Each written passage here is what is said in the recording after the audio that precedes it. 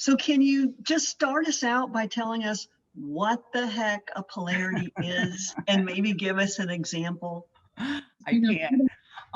Libby said it when we were first logging on, and it's so true. Polarities, once we start to appreciate what they are, we start to realize they're everywhere.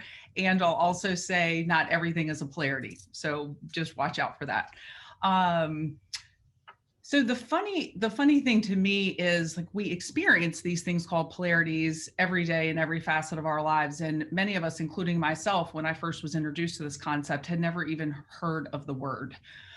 So the word can sometimes be a bit crazy. But what they are is they're interdependent, yet oftentimes seemingly contradictory states that need to coexist over time for success. And they're really foundational to decisions that we take, actions that we make. And some examples. So, for example, if you think about focus on the short term, focus on the long term, one that the pandemic has brought up a lot for pay attention to local, pay attention to global, right? Structure, flexibility, activity, rest, take care of self, take care of other. Another one that comes up a lot from a leadership standpoint is support challenge, or even lead with confidence, lead with humility. So they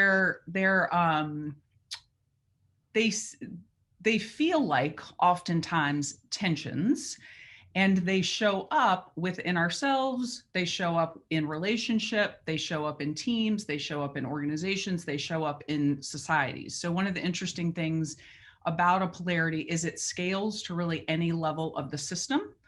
And in isolation, they seem logical, right? Structure seems logical in isolation, flexibility seems logical in isolation. And sometimes when they appear together, it's completely absurd to our minds of like, wait a minute, how can they actually coexist? And they do, and they need to. And when we know how to navigate them, we can create stunning success. And when we don't, they can also create significant suffering.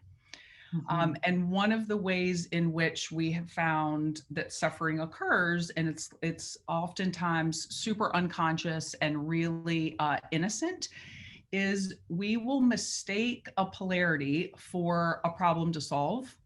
And so, as coaches and as leaders, we will apply an either or mindset or an either or lens to something that requires a both and lens. And one of the things that we talk about is that navigating polarities, not only does it require a both and mindset, it requires a both and heart set, and it requires a both and skill set.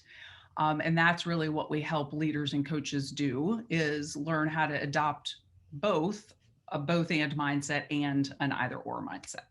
And an either or mindset. Yeah, because here's the watch out. So a lot of times we get introduced to this work and we think that like both and is where it's at and either or is out.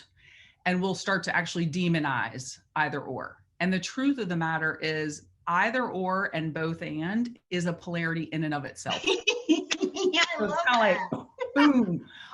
And That's meta. it is meta, and we need both. And what you'll start to see, especially as paradoxical thinking and polarity thinking and this both and mindset has become more, it's just become more popular in the popular press. Like you can't pick up HBR without starting to read about these things.